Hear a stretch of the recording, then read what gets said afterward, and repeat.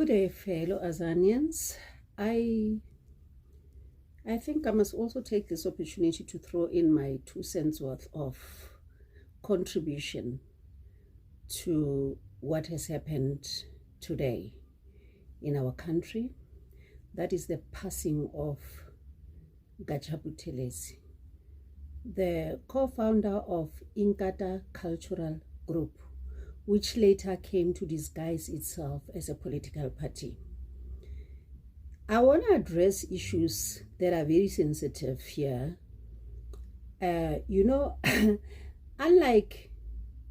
Gatsha, who received messages of condolences, there are families that are sitting today without closure. There are families that are sitting missing their loved ones, namely Nkatlehong, Val, Alex, Kagiso, Freiberg, all the places here in this country that had to experience the heartlessness of Inkatha Cultural Group, which came highly sponsored by the apartheid government. Gatsha hated black people. So I'm not going to sit here and send the RIPs. I'm not going to sit here and pretend and say that he was a saint. I wish I had the powers in me to press the button and delay his departure. I wish I could sit here and pretend that he was all good. If I had those powers, I would actually press the button and delay for him to die in December, just like the other sellouts who died and got buried in December. Gatsha was nothing. He was no lover of black people. He hated black people with passion. He went out of his way to give instructions for our people, black people. I mean, when I say our people, I mean black people in this country, to be killed. Defenseless black people. Gatsha was not fighting the ANC. Gatsha was killing black people. And that is an open secret. For us to sit today and pretend that Gatsha didn't do bad unto us. All those atrocities that were committed against black people. Thanks to Gatsha, today some families are sitting without their loved ones. The people of Katlehong to this day, who didn't even get any debriefing, who says RIP to their families? Who consoles that young man, Tello Alimufukeng, who comes from Katlehong, and say to him everything is going to be okay? That boy, his teenagehood was taken away from him. He could not get the chance to become youth like Gatsha's kids did. He, at his age, when he was a teenager, had to carry an AK-47 to defend his people. Now you sit here today and you say that he was a good man. Nobody had the balls to challenge Gatsha, who remained arrogant, obnoxious, and naive at all times when he was interviewed. He was never made to account. Instead, he was rewarded with a ministerial position as a Minister of Home Affairs. It was the same Gatsha who was sitting with those white people, asking him to relax the laws so that they can allow all these thugs to come into our country. He had to be asked to relax the immigration laws. If it was a black person who asked him, would he have considered? Would he have given in? Gatsha was nothing else but a bloodthirsty monster. And I say that without apologizing. And I say that without shame.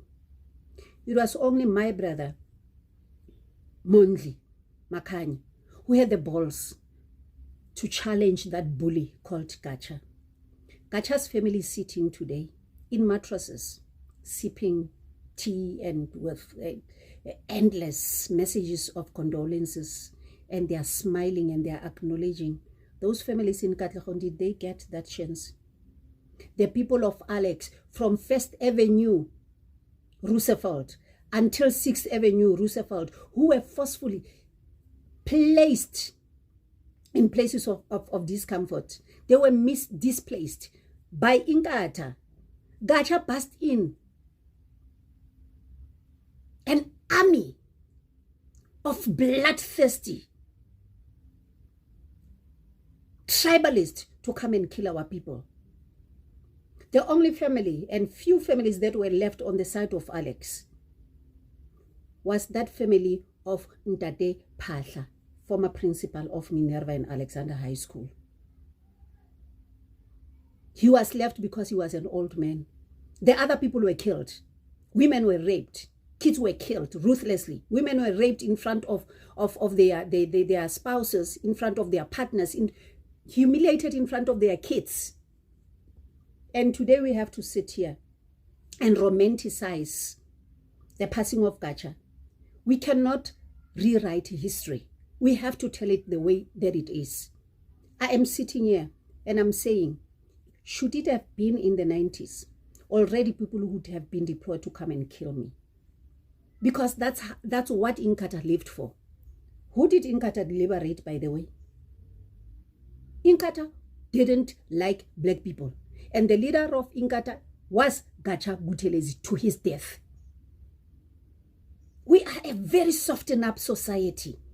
This country, we forget easily. We romanticize issues. We become diplomatic about serious issues. There's nothing smart about Gatsha.